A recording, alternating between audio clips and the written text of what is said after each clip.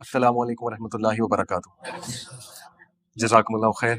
आज का टॉपिक बहुत ज़बरदस्त है बिकॉज़ मुझे बहुत ईमेल्स भी आ रही थी और लोग ये पूछ रहे थे कि कोई गुनाह हो जाए तो उसकी माफ़ी कैसे मांगी जाती है। और चूँकि लास्ट टॉपिक जो है वो ईमान के ऊपर था कि फ़ेथ क्या होती है, फ़ेथ को डेवलप कैसे करते हैं, ईमान वाला कौन होता है, मोमिन कौन है और ईमान को बढ़ाने के तरीके। तो ज़ाहिर है कि अगर हमने ईमान वाला बनना है, नेक बनना है, तो उसके लिए तौबा बहुत ज़रूरी है। और हर बंदा जो है वो गुनाह करता है। रसूलुल्लाह सल्लल्लाहु अलैहि वसल्लम ने फरमाया कि every son of Adam commits sin. हर बच्चा आदम अलैहिस्सलाम का गुनाह करता है, but the best are those who repent. लेकिन सबसे बेस्ट वो हैं जो रिपेंट करते हैं।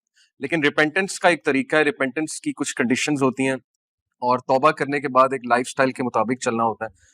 तो बहुत से लोग तौबा करते हैं, डेली भी करते हैं, रिपेंटेंस भी करते हैं, लेकिन उसके बावजूद वो गुनाह नहीं छोड़ पाते, उसके बावजूद वो सही रास्ते पे नहीं आ पा रहे होते। तो व्हाट इज़ दैट मेथड? वो मेथड क्या है?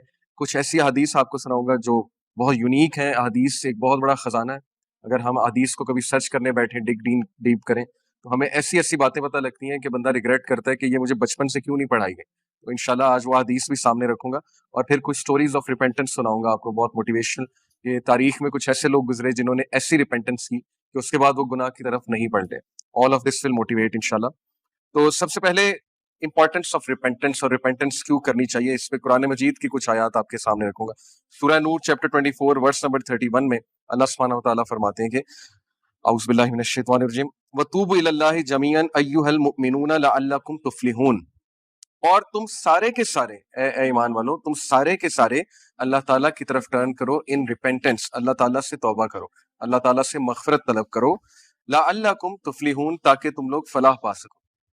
साबित ये हुआ कि तौबा जब इंसान करता है तो फलाह की तरफ आता है, सक्सेस की तरफ आता है, फलाह पा लेता है। इसी तरह सूरह हुजरात चैप्टर 49 वर्स नंबर 11 में अल्लाह ताला ने कहा, काफी लंबी आया है लेकिन मैं वो कोट कर रहा हूँ, वमन लम यतुब फउलाइका हुमुज़ ज़ालिमून, कि बेशक जो भी तौबा नहीं करता, and whoever does not repent, then it is they who are the wrongdoers, यही लोग फिर जालिम हैं। ये कौन लोग हैं जो तौबा नहीं करते हैं? जैसे अब्दुल्लाह बिन मसूद ने कहा, सहाबी ने, कि जो मोमिन होता है वो छोटे से गुनाह को ऐसे देखता है जैसे एक पहाड़ है, और जो मुनाफिक है वो बड़े गुनाह को भी ऐसे देखता है जैसे एक मक्खी थी जो नाक पर आकर बैठ गई थी और उन्होंने यूं झटक करके उड़ा दी मक्खी। यानी उनके लिए मैटर नहीं करता है। और फिर जाहिर है कि जो जिसके लिए गुनाह मैटर ही नहीं करता है वो फिर तौबा भी नहीं करता है, वो फिर ये समझता ही नहीं कि मुझे इस पे तौबा करनी चाहिए। इसके बारे में एक हदीस आपको सुनाता हूँ। रसूलुल्लाह सल्लल्लाहु अलैहि वसल्लम ने फरमाया, ये सही हदीस है बिल्कुल, तबरानी की। Truly, the angel on the left of a person withholds from recording the sinful deed committed by the Muslim servant who sinned for a period of 6 hours. ये जो आपके लेफ्ट पे एंजल है, ये लिखता है गुनाह, ये नोट डाउन करता है, रिकॉर्ड करता है।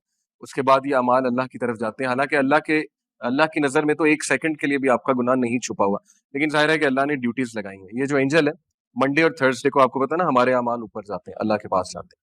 ये एंजल 6 घंटे वेट करता है इससे पहले कि आपका गुनाह दर्ज कर ले। हदीस सुना रहा हूं। If the servant regrets committing the sin and asks Allah for forgiveness, the angel does not write down his sin. अगर वो बंदा गुनाह की तौबा कर लेता है, नदामत शो करता है, तो एंजल इस गुनाह को नहीं लिखता। Otherwise the angel records it as one bad deed. Otherwise वो एक गुनाह लिख लिया जाता है। और अल्लाह की आप मगफिरत देखें, अल्लाह ताला की आप जो है वो हमारे साथ मर्सी देखें कि एक जब हम अच्छा काम करने का इरादा रखते हैं तो ये एंजल लिख लेता है। ये वेट नहीं करता है 6 आवर्स, ये उसी वक्त लिख लेता है एज वन गुड डीड। और जब हम करते हैं तो वो 10 से मल्टीप्लाई करता है। ठीक है, हम कहते हैं कि अल्लाह ताला कहाँ हमारी मदद कर रहा है, अल्लाह हमसे प्यार नहीं करता है। अगर ये आपको प्यार नजर नहीं आ रहा तो आई डोंट नो कि फिर प्यार क्या है अल्लाह का।